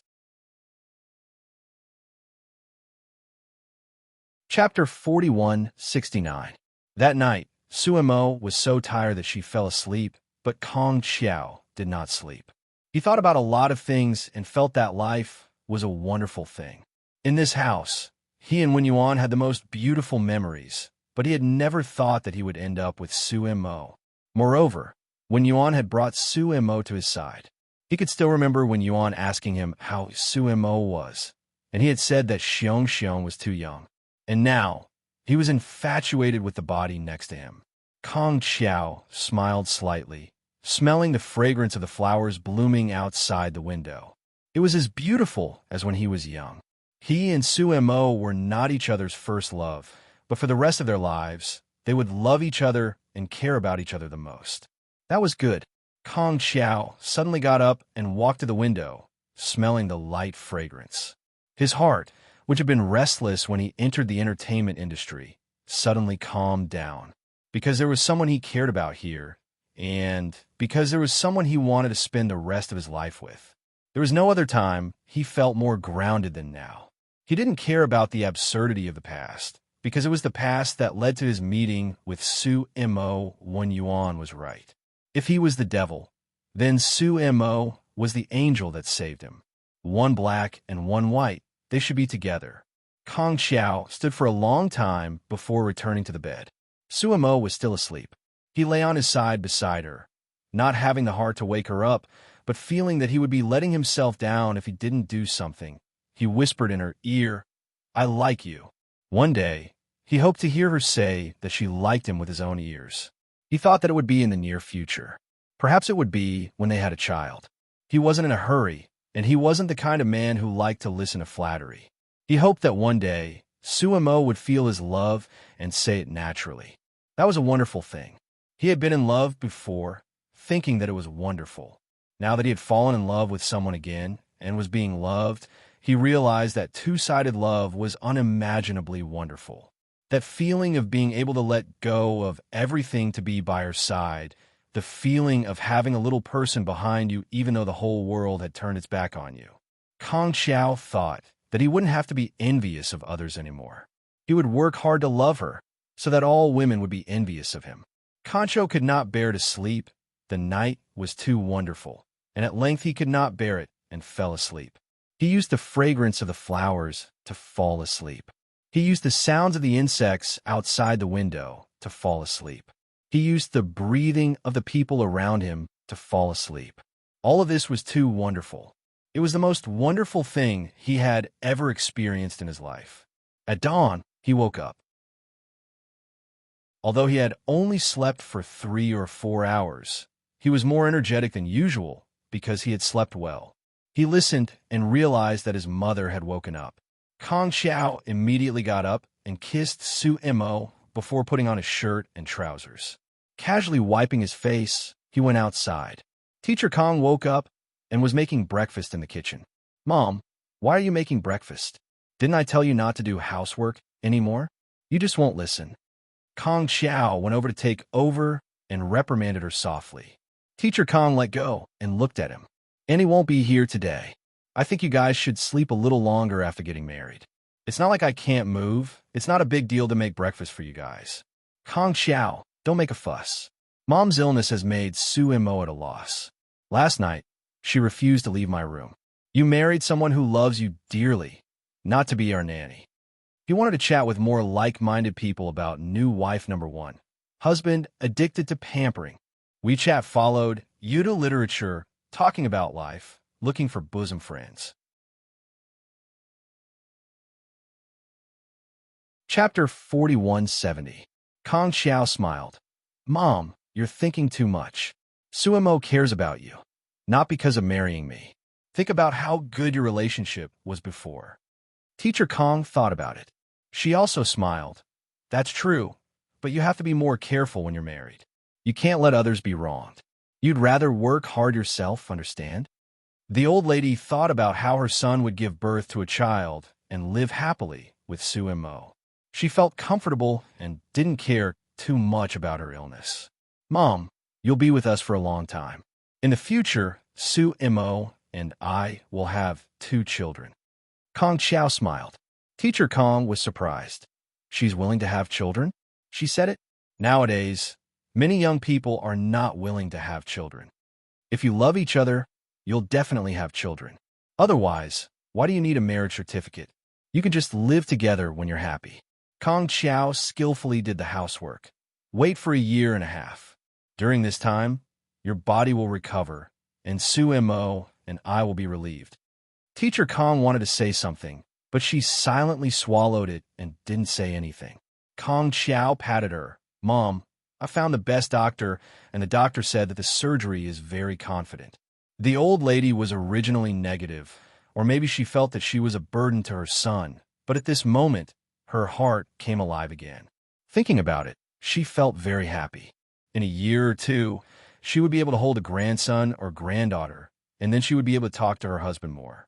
Aya, I'm better than you, old thing. Not only did I raise Kong Xiao, but I also raised him well, and now I have a grandson.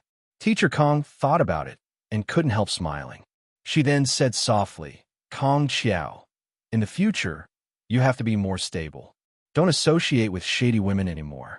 Now that you have a wife and children, you're no longer the same as before. If you lose them again, Mom won't be able to help you. Mom, Kong Xiao couldn't help but say, What are you thinking? How can I do that? It's best if you don't. The old lady smiled. Su Mo is very good. There's absolutely no problem with his character. If there's anything wrong with your children in the future, then it's your fault. Kong Xiao let out a long sigh. Mom, now that you have a wife, you've forgotten about your son. What's wrong with that? It wasn't easy for you to get a wife, so of course I have to take care of her for you. Think about it. You're almost 40, and it's not easy for you. Su Mo is only in his 20s. Mr. Kong rolled his eyes at his son, then started making dumplings with him. She was in a good mood and seemed to be in better spirits.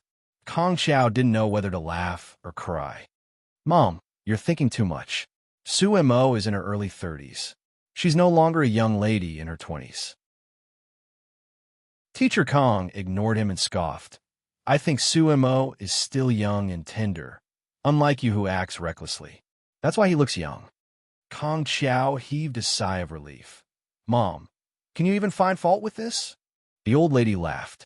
She laughed very happily and made a dumpling. Aya, that's enough. Go and wake Su Mo up for breakfast. He thought for a moment and said, She must be tired. Why don't you take a nap? Kong Xiao laughed. Mom, you're spoiling her rotten. Then he winked. How do you know that she's tired? Teacher Kang's face flushed red. Child, you're still using that to tease me. How can I not know your temper? That's why I don't agree with you guys coming back. Su Mo is thin-skinned and can't take it. How uncomfortable would she be? You're really...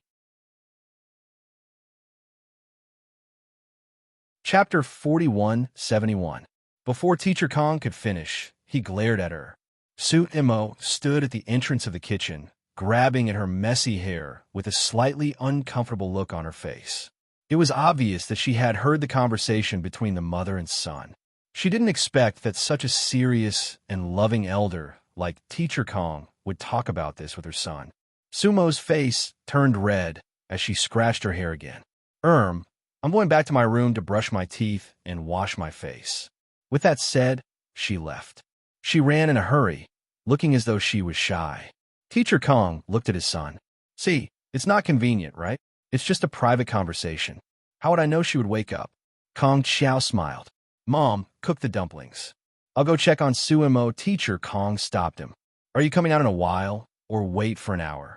Kong Xiao was helpless. Mom, we're going to the hospital later. I'm not as beastly as you think I am. What kind of person did his mother think he was? Teacher Kong smiled. Go on. It's fine to talk for a while longer. I'll go alone. Kong Xiao had already gone to the bedroom. He then remembered that the bathroom was for public use and went to the bathroom. Indeed, Su Mo was brushing her teeth. Her face was red as she brushed her teeth. He smiled. What's wrong? Are you sorry? I'm not. Her voice was a little muffled. Don't talk about this in front of Mom in the future. It will affect her impression of me. Kong Xiao looked at her and smiled. He moved closer to her and hugged her waist from behind. He rested his chin on her shoulder and said softly, It took me a long time to fall asleep last night. You slept like a pig. With that said, he kissed her on the cheek. Last night was actually our wedding night. This morning is quite important as well.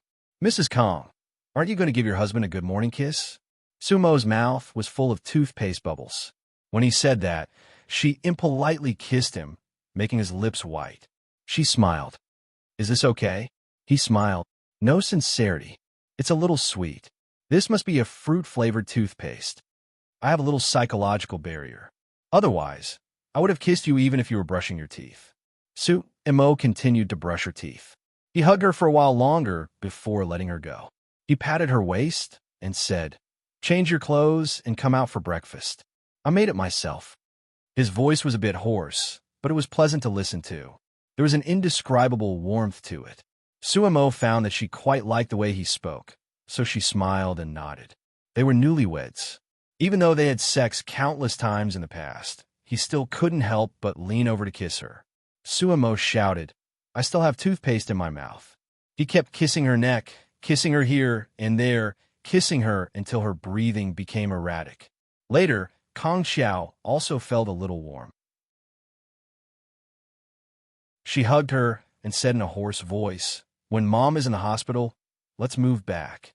It's really not convenient here." She tilted her head and said, "Mom, you should move in with us after she's discharged. You can't let her live alone." He laughed. "You convince her. What do you mean? You're useless yourself. You need your wife to convince you." Suemo bit his chin. He lifted her chin. "Miss Su, this is one of the benefits of marrying you. My mother likes you very much. Not because of love." Suemo bit him again. He chuckled. "You're a puppy. If you say you like puppies, I'll help you. Because puppies are stupid." She complained. "You should shave. It's too prickly." That you're tuning in to the Romance Rendezvous YouTube channel. We're so grateful for your support, and don't forget to subscribe to join us on this incredible journey through captivating stories. Your generosity through donations truly makes a world of difference, as it's the primary source of revenue that allows me to expand and enhance this channel for you. Thank you from the bottom of my heart for being a part of this adventure.